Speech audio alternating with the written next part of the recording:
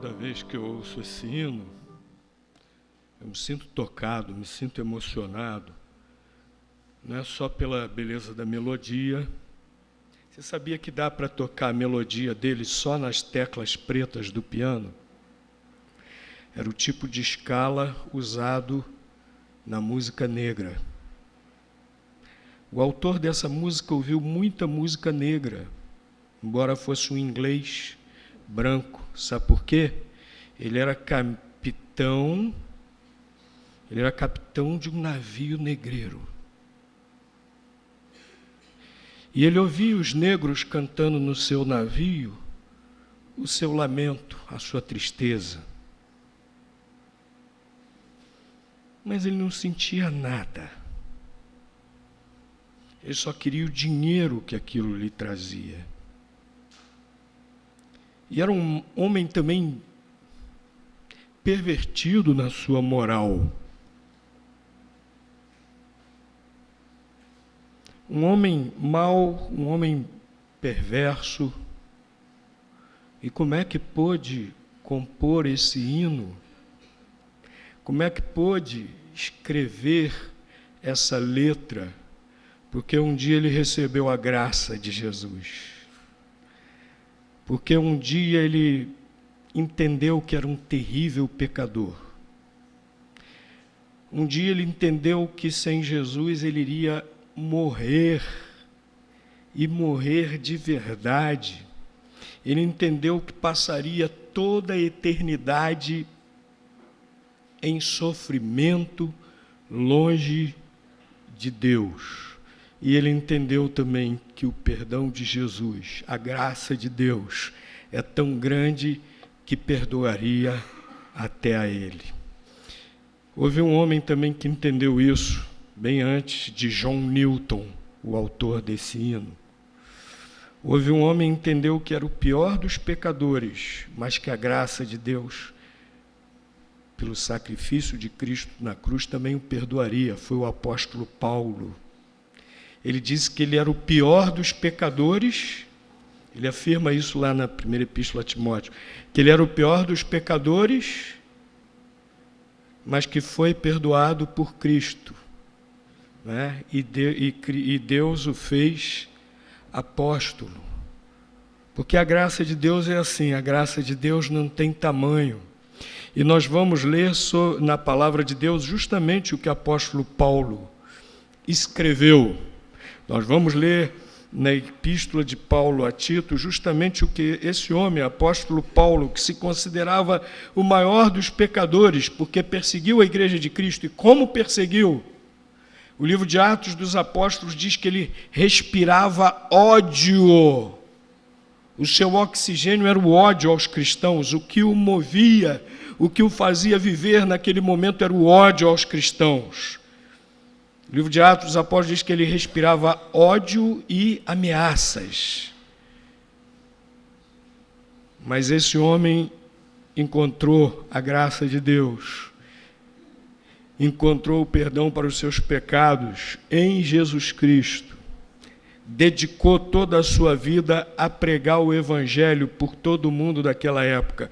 E aqui, na carta de Paulo a Tito, capítulo 2, versículos 11 a 14, ele escreve assim, a respeito da graça de Deus. Tito, capítulo 2, versículos 11 a 14. Porque a graça de Deus se manifestou,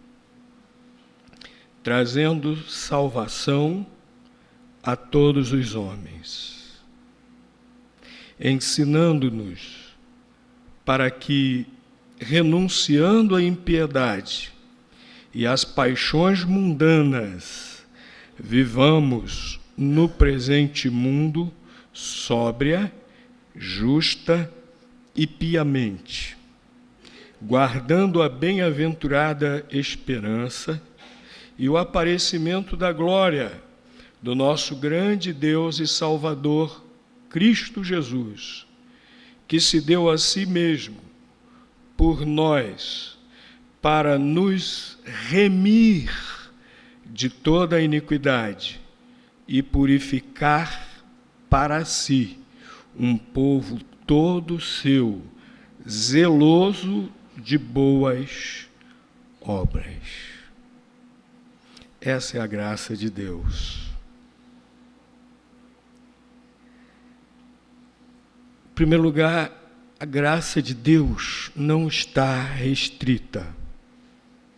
A graça de Deus é universal.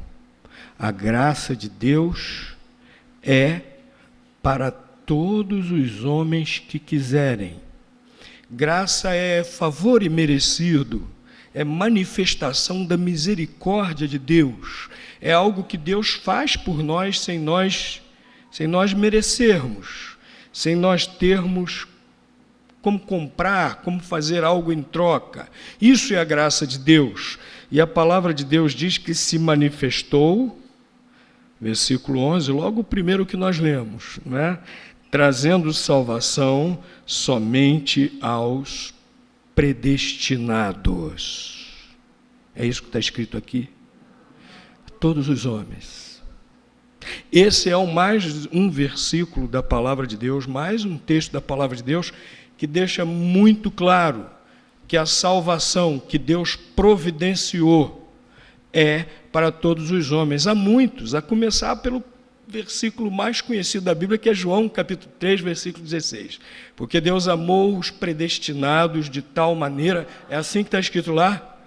Porque Deus amou o mundo, a humanidade toda, de tal maneira que deu seu Filho unigênito para que todo aquele que nele crê não pereça, mas tenha vida eterna.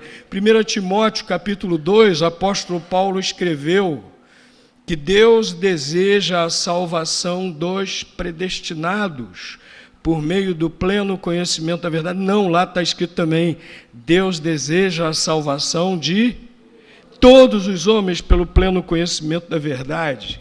A verdade é que Jesus Cristo é Deus que se fez homem e lá na cruz sofreu o castigo pelos nossos pecados. E esse texto aqui de Tito também deixa muito claro que a salvação Deus está oferecendo a todos os homens. Jesus Cristo lá na cruz sacrificou-se, sofreu o castigo pelo pecado de todos nós. A graça de Deus se manifestou para trazer salvação a todos os homens. Todos aqueles que quiserem, é de graça. Jesus já pagou o preço na cruz, é para todos que quiserem, para todos que se dispuserem, para todos que abrirem o seu coração para Jesus. Você quer? Salvação é para você também. Alguns talvez pensem, eu sou muito errado, fiz coisas muito ruins. Ora, a graça de Deus trouxe perdão para o apóstolo Paulo, como eu mencionei, se considerava o pior dos pecadores. A graça de Deus trouxe perdão para John Newton, um homem tão mau, tão perverso. Quando ele quis o perdão de Jesus, quando ele se arrependeu de seus pecados, ele recebeu a salvação que Jesus oferece e sua vida foi totalmente transformada. O perdão de Jesus tem alcançado tanta gente que nós consideramos, assim como diríamos, a escória da humanidade. Mas, meus irmãos, a palavra de Deus diz que todos são o quê? Pecadores. Há pecadores que nós olhamos e o pecado está bem evidente pelos seus efeitos, pelas suas consequências. Mas a palavra de Deus diz claramente que todos nós somos pecadores. Tiago, em sua epístola, diz que quem quebra um mandamento de Deus já se faz culpado de todos os outros mandamentos. Quem quebra um mandamento de Deus se faz culpado como se tivesse quebrado também todos os outros. Por quê? Porque quebrou um mandamento, já desobedeceu a Deus. Quebrar qualquer outro mandamento é desobedecer a Deus. Então, quebrou um, já desobedeceu. Já é como se tivesse quebrado todos os outros mandamentos. A palavra de Deus não erra quando diz que todos nós somos pecadores. E a palavra de Deus diz que o salário do pecado é a morte. Não somente a morte física, mas morte no sentido de separação de Deus por toda a eternidade. É por isso que todos os homens necessitam de salvação. E é por isso que Deus, eu não entendo por quê. A Bíblia não diz a causa. A Bíblia diz que Ele nos ama. Por que nos ama? Não sei. Você sabe dizer por que Deus nos ama? Temos algo em nós para despertar o amor de Deus? Eu sou um pecador, eu não tenho nada em mim para que Deus olhe para mim e simpatize comigo. Nada. Não tenho nada em mim para que Deus olhe para mim e simpatize comigo. Todos nós somos pecadores. Todos nós nos rebelamos contra a vontade dEle. Mas a palavra de Deus diz que Ele nos ama. Talvez seja essa a primeira coisa que eu queira perguntar quando chegar lá no céu. Senhor, por que o Senhor me ama? Não é? Que motivo Deus tem para me amar, para amar você, para amar a qualquer um de nós? Mas Ele nos ama. E nós precisamos de salvação. Nós precisamos de perdão para os nossos pecados, todos, indistintamente. Então Deus providenciou a solução para todos. Ele ama a todos. Deus ama você. Ah, mas eu já fiz isso, aquilo outro. Olha, Ele ama assim mesmo. Ele ama até o arrogante que diz que merece que Deus o ama. Ele ama até o ateu que diz, não, Deus não existe. E Ele quer que o ateu se arrependa e reconheça o Deus Criador de todas as coisas e aceite o perdão que há em Jesus, se arrependa da sua arrogância. Ele ama, Ele deseja que todos aceitem a salvação que Ele oferece para todos de graça. Salvação é para todos. Deus não coloca restrição no seu amor.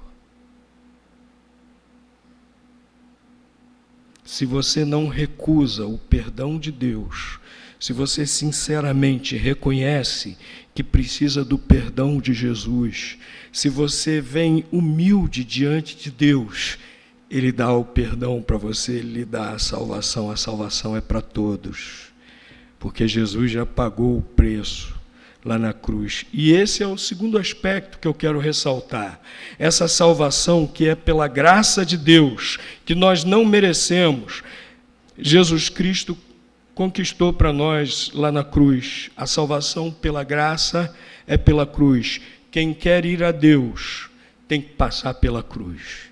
Quem quer ter o seu pecado perdoado tem que passar pela cruz. Tem que se ajoelhar diante de Jesus na cruz e pedir perdão para Ele. Porque foi Ele que lá na cruz, sem pecado algum, a Bíblia diz que Ele levou sobre si o castigo de nossos pecados, o castigo que era nosso, o castigo por todas as nossas iniquidades. Ele conquistou lá na cruz. E quando nós celebramos a ceia do Senhor, nós estamos relembrando isso por ordem dele, por ordem do próprio Senhor Jesus Cristo, que disse que todas as vezes nós devemos fazer isso em memória dele, Jesus. E ele estava ali diante dos seus discípulos, dos seus apóstolos, quando ele instituiu a ceia, a celebração da ceia, e ele disse, esse pão é o meu corpo que é partido por vós. Esse vinho é o meu sangue que será derramado por vós. Então, representava e representa o sacrifício de Cristo. Cristo estava ali presente naquele momento. O vinho não era o sangue dele estava dentro das veias dele, o pão não era o corpo dele estava lá, carne e osso, ele, Jesus. É óbvio que representa, simboliza. Então Jesus estabeleceu um simbolismo, uma representação, para nós recordarmos sempre o que ele fez, para que a graça de Deus pudesse se manifestar a todos os homens. O que queria que nós lembrássemos, que nós relembrássemos sempre o que ele fez por nós na cruz, pela graça de Deus, para sermos perdoados dos nossos pecados. Mas outra coisa que precisamos entender, relembrar, destacar, é que essa salvação, que é pela graça de Deus, por meio de Jesus Cristo na cruz, essa salvação é transformadora. Ninguém que é salvo por Cristo permanece da mesma maneira que é. A salvação perdoa os nossos pecados. A salvação, pela graça de Deus, transforma o nosso viver. Aqui no capítulo 2, aqui no texto que nós lemos, no versículo 14, diz que ele se deu a si mesmo por nós. Para quê? Para nos remir, para nos resgatar, para nos libertar de toda iniquidade e purificar para si um povo todo seu, zeloso de todas as boas obras. Jesus Cristo lá na cruz, ele nos tirou do pecado, nos libertou do pecado. Sem Jesus, o ser humano vive sob a ditadura do pecado. Quando entregamos a nossa vida a Jesus, somos perdoados e somos libertos do pecado.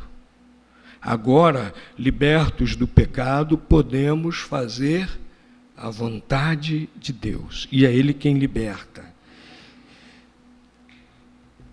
Ele lá na cruz se deu para nos libertar de toda a iniquidade e purificar para si um povo todo seu, zeloso das boas obras.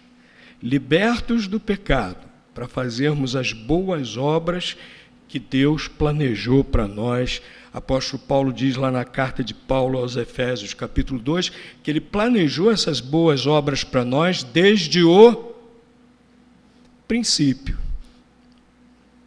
A salvação nunca é mérito nosso. Deus já queria que nós fizéssemos essas coisas que lhe agradam, essas coisas boas. Então, quando nós estamos fazendo, não estamos fazendo mais do que a nossa obrigação. Portanto, não acrescenta nenhum mérito para apagar nossos pecados. Olha só o que diz aqui no capítulo 3, ainda falando a respeito dessa salvação pela graça de Deus, versículo 5 do capítulo 3, não em virtude, não em consequência de obras de justiça que nós houvéssemos feito, mas segundo a sua misericórdia, nos salvou, mediante o lavar da regeneração e renovação pelo Espírito Santo. Então, aqui também, na Epístola de Tito, o apóstolo Paulo também deixa muito claro que esse perdão para os pecados, essa transformação que ele opera em nós, é por meio da sua graça. Nós não podemos fazer nada para merecer, né? Senão colocar nele toda a nossa fé. E essa salvação transformadora, portanto, ele nos justifica dos pecados, nos liberta dos pecados e, transformados por Cristo, podemos pertencer ao seu povo. Que coisa maravilhosa, né? Fomos remidos de toda a iniquidade, purificados para fazermos parte de um povo todo seu, zeloso de boas obras. O Antigo Testamento compara ao rebanho do bom pastor que cuida de nós. E o Senhor Jesus também usou essa ideia lá na sua epístola, no capítulo de João, capítulo 10. Ele diz que nós somos ovelhas do seu rebanho. O povo de Deus é como o grande rebanho de Deus que o Senhor Jesus está cuidando. Como é bom pertencer ao povo de Deus, pela graça de Deus, por meio do sacrifício de Cristo. Estarmos em comunhão uns com os outros, em comunhão com Deus e sermos cuidados por Ele pessoalmente. Mas essa salvação, pela graça, nos dá a vida eterna. Versículo 13. Aguardando a bem-aventurada esperança e o aparecimento da glória do nosso grande Deus e Salvador Cristo Jesus. Quando é que Jesus Cristo vai aparecer novamente em toda a sua glória? Quando Ele voltar. E a palavra de Deus diz que Ele trará consigo os salvos que estão lá no céu para a ressurreição, para viverem eternamente na presença de Deus, na felicidade, na bem-aventurança eterna. Essa é a grande esperança, verdadeira esperança que nós temos, é a vida eterna. Já pararam para pensar que o cristianismo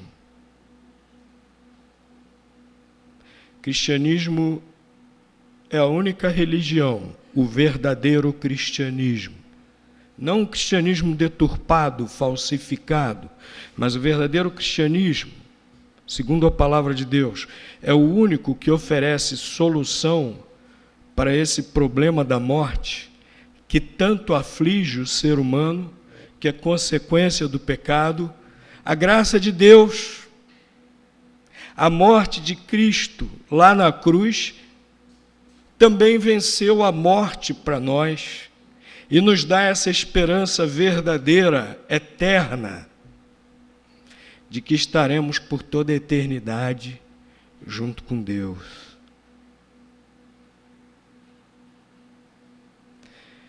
O que é que você sente quando para pensar na morte? Um frio na barriga? Ah, pastor, prefiro não pensar, vamos mudar de assunto. A palavra de Deus diz aqui que nós temos verdadeira esperança. Essa esperança de estarmos com Deus por toda a eternidade. Verdadeira, maravilhosa esperança. Não precisamos ter medo. Podemos estar em paz. Podemos estar alegre. Eu gosto muito de um cântico, muito antigo, acho que ninguém canta mais. Cantávamos tanto lá em casa, quando eu era criança, que até o papagaio aprendeu.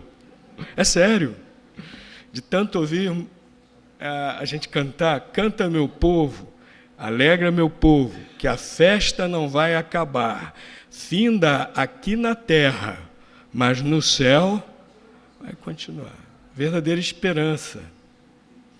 Que a graça de Deus, por meio do sacrifício de Jesus Cristo, nos dá. E essa, meus irmãos, é a verdadeira esperança que nós precisamos levar às pessoas. Há evangélicos hoje que estão começando a trocar o verdadeiro evangelho.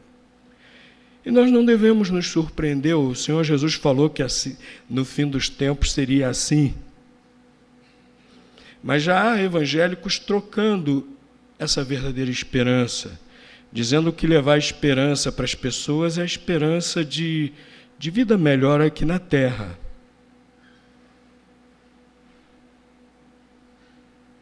Então, levar esperança para as pessoas é levar educação, oportunidade de bom emprego, etc. Tudo isso é importante, sim. Mas o que adianta a pessoa ter tudo isso aqui e não ter essa verdadeira esperança, partir para a eternidade condenado pelo seu pecado ao sofrimento eterno? O que vai adiantar? Nós vamos pregando o Evangelho de Cristo, o bom perfume de Cristo vai sim nos acompanhando. Nós vamos levando junto com o Evangelho, né, o caráter de Cristo que há em nós, transformados. E vamos levando as boas obras de amor, não para nos salvar, mas porque já fomos salvos por Cristo. Mas a verdadeira esperança que nós levamos às pessoas é a esperança para toda a eternidade, a esperança do Evangelho da graça, a esperança do Evangelho que é para todos os homens, a esperança do Evangelho que traz perdão e transformação por meio da fé em Cristo e do arrependimento para os pecados. A esperança que transforma aqui dentro. A esperança da salvação que transforma aqui dentro e nos dá a verdadeira paz. A esperança da salvação que nos dá a vida eterna com Deus. Essa é a esperança que precisamos levar às pessoas. Essa é a graça de Deus que manifestou-se em Jesus Cristo. Essa é a esperança verdadeira que você precisa, meu amigo. Você já tem a certeza da vida eterna com Deus? Creia que Ele lá na cruz sofreu o castigo pelos seus pecados. Creia que só Ele pode lhe dar perdão e perdão completo. Creia com arrependimento sincero de seus pecados. E fale com Deus: Senhor, eu quero o perdão que só Jesus pode dar. Senhor, transforma o meu coração. Senhor, me dá a vida eterna contigo. E Jesus prometeu, está aqui na Bíblia, Evangelho de João, capítulo 10, qualquer que vier a mim, de maneira nenhuma lançarei fora. Então ore, fale com Ele, com essa certeza de que Ele lhe ouvirá e que lhe dará da sua graça, que Ele quer dar a todos. E você pode receber, se você quiser, e tomar essa atitude. Amém. Nós vamos celebrar a ceia do Senhor, conforme Ele mesmo instituiu. Enquanto celebramos a ceia do Senhor, pense nisso e tome essa decisão. O Senhor Jesus celebrou a ceia somente com os seus verdadeiros discípulos, íntimos e compromissados com Ele. Ele não chamou sua multidão de seguidores, somente aqueles 12. E Ele virou para Judas e falou assim: o que você tem que fazer, faze-o logo. Judas saiu. E aí Ele instituiu essa celebração. Então essa celebração que Ele instituiu é para aqueles que já são verdadeiros crentes em Cristo, verdadeiros discípulos de Cristo, verdadeiramente compromissados com Ele, em plena comunhão com uma igreja realmente que professa e pratica o que está aqui, que Ele e os apóstolos ensinaram. Por isso que nós convidamos os irmãos de mesma fé, da mesma ordem, a participarem conosco da celebração da ceia do Senhor. Você que ainda não tomou essa decisão, enquanto você observa, pense, reflita, tome a decisão de entregar a sua vida a Jesus, de receber realmente essa graça que Deus oferece a todos os homens. Tome essa decisão e dê testemunho da sua fé por meio do batismo bíblico, como a Bíblia ensina. Una-se a essa igreja por meio do batismo e você também poderá participar, né, da celebração da ceia do Senhor. Quero convidar os diáconos a virem aqui à frente. E nós vamos proceder da mesma maneira que nós vemos o relato aqui na Palavra de Deus, como o Senhor Jesus procedeu quando instituiu essa celebração. Antes de partir o pão, o Senhor Jesus orou. Nós vamos fazer assim também.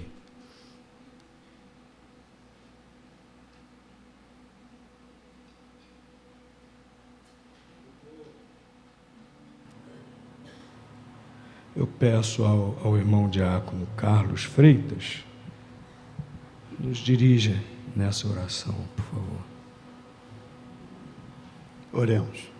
Santo Deus, amado, querido e bondoso Pai, muito obrigado, Senhor Deus, que Tu criaste, que nos formaste, Senhor Deus, e cuida de nós a cada dia.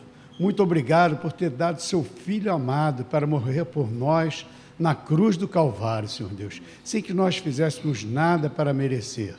Agora, Senhor Deus, onde nós vamos rememorar, Senhor Deus, a morte do Seu Filho amado, onde vamos comer, Senhor Deus, o alimento do pão, que significa o corpo de Cristo. Senhor Deus, muito obrigado, porque o corpo dele foi moído pelas nossas transgressões. Nos ajuda para que a cada dia, a cada minuto de nossas vidas, a cada segundo, estejamos conscientes disso e procuremos fazer tudo, Senhor Deus, de acordo com a Sua vontade, testemunhando desse tão grande e infinito amor. Obrigado, em nome de Jesus. Amém.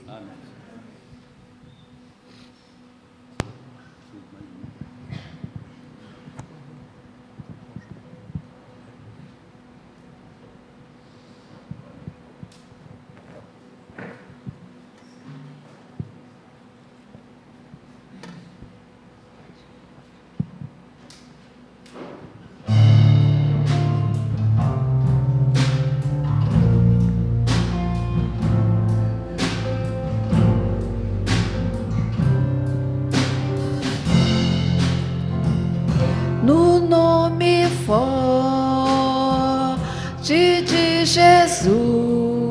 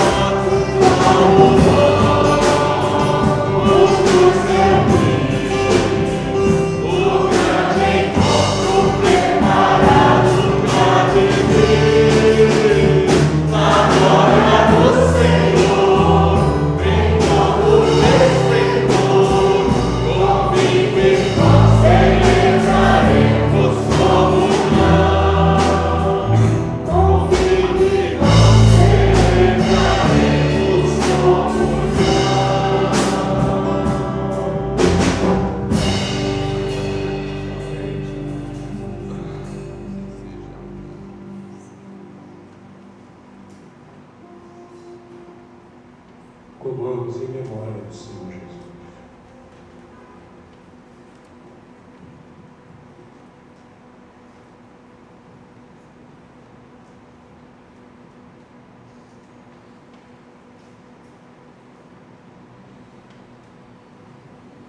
E a Bíblia diz que o Senhor Jesus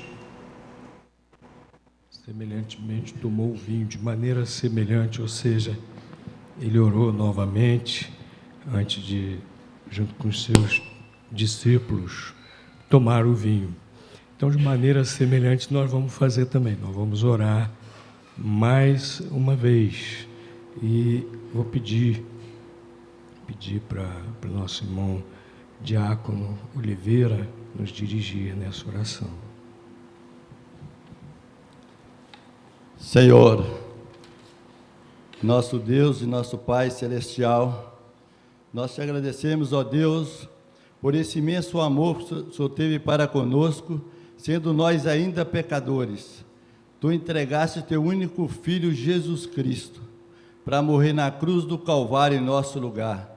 E nós o aceitamos como nosso Salvador e Senhor de nossas vidas, e temos a certeza da salvação eterna. Obrigado, Deus, e te pedimos, ó Deus, que teu Santo Espírito continue atuando em nossas vidas, para que cada dia nós possamos te servir melhor. Obrigado, Deus, porque um dia alguém falou de Jesus para nós, e nós reconhecemos esse grande amor que o Senhor teve para conosco, e aceitamos Jesus Cristo como Salvador e Senhor de nossas vidas. Tudo isso nós te agradecemos em nome de Jesus. Amém.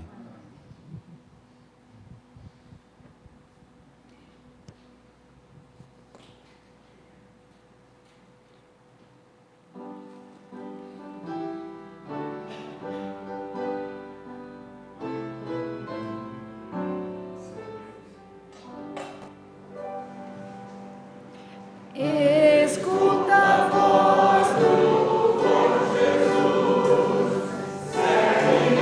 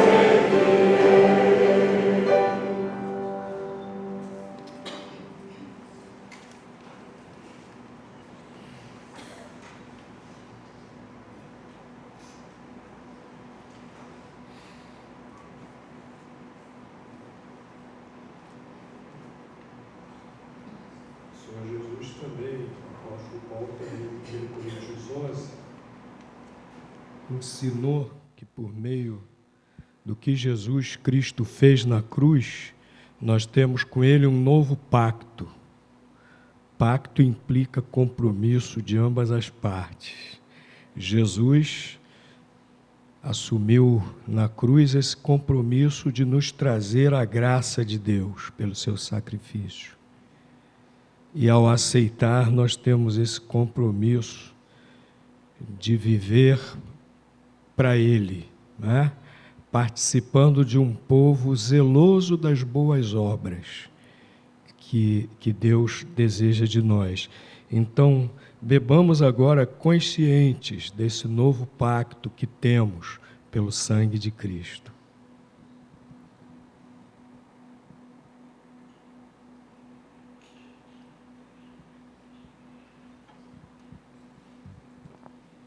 A morte de Cristo foi o fato marcante, seu sacrifício.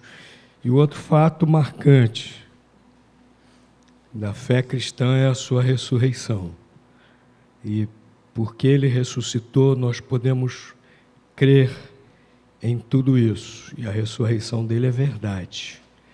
Fez essa grande marca na história, porque Ele de fato ressuscitou. E nós podemos crer, ter essa esperança verdadeira e eterna. E é por isso que nós vamos cantar agora o hino que diz: porque vivo está. Né? Convido a igreja a ficar de pé para nós entoarmos esse hino. Deus enviou